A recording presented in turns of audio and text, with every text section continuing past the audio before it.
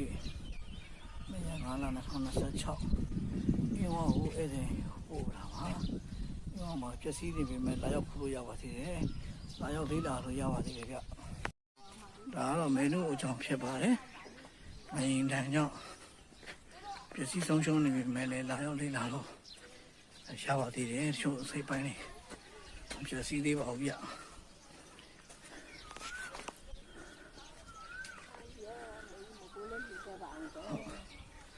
အဲ့တော့မေလို့အကြောင်းဖြစ်ပါတယ်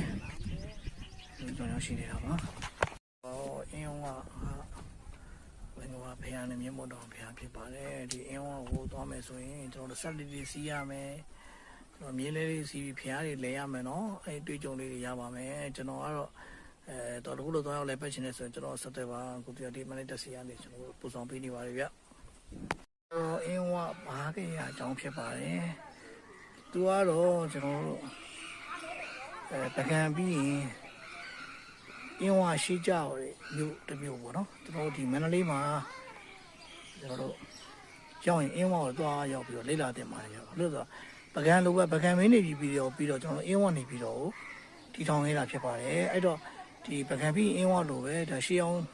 မြို့တစ်ခုဖြစ်တဲ့အတွက်လာရောက်လေ့လာဖို့ဒါဖိတ်ခေါ်ပါတယ်အဲကျွန်တော်ကတော့သွားရောက်လေ့လာခြင်းနဲ့ဆိုရင်တော့ကိုတရားထေးမန်နေဂျာစီစာပေကိုဆက်သွယ်ပါခင်ဗျာအားလုံးကျေးဇူးတင်ပါတယ်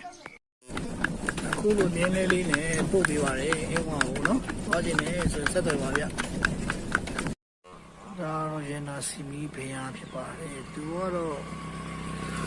ထိုင်းဘက်ကဖျားတွေနဲ့စင်တူတလို့အတွင်းပိုင်းမှာတော့ဒီတော်တော်ကိုရှေ့ကြတဲ့လက်ရတွေ့ရပါတယ်ဗျရန်နာစီမီဖျားပါဒီအင်းဝမှာပါအင်းဝနဲ့ဥပဒေရောက်နေတာဖြစ်ပါတယ်2ရက်5လ2026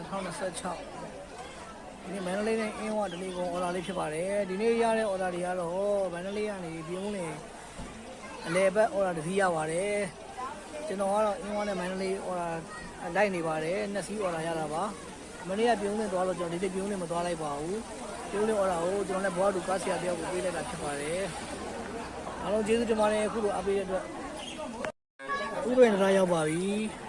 နော်အင်းဝပြန်လာပြီဥပဒေရောက်ပါပြီ2ရက်5လ2026နေ့ကလေးဖြစ်ပါလေအခုအင်းဝါနဲ့ကျွန်တော်တို့ဒီဥပဒေရောက်ပါပြီခင်ဗျာ90ကန်ရောက်နေပါလေအဲ့ဒီတွေကိုကျွန်တော်တို့ကတော့စုံလိုက်ပို့ပေးတယ်နော်ဒီတော့ဒီ